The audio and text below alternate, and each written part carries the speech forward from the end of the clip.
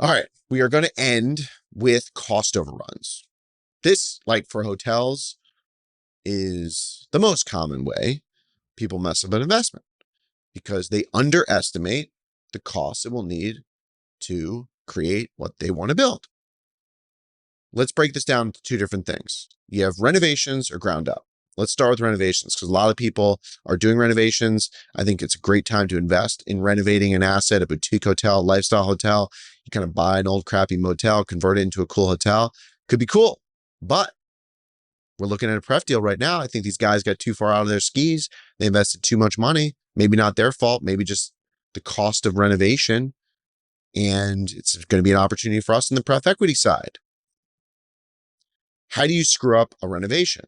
Well, you can make anything work and anything look good in an Excel spreadsheet. When it comes time to swinging a hammer, drawing a room layout, buying tile, that's when all hell breaks loose. You can make anything look good, make anything say what you want to say in an Excel sheet. And I actually learned something from Blackstone recently, and I think their approach has always been buy it, fix it, sell it. But I think another approach they have is to kind of, when they're getting ready to sell it, they don't really necessarily renovate the asset again or make it look perfect, because any new buyer will always convince themselves that it's likely going to be cheaper to renovate it than it actually will.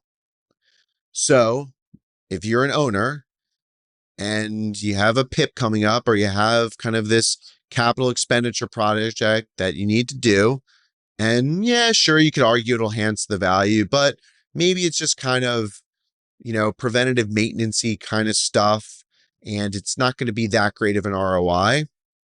It's probably better to push that off onto the seller. Why?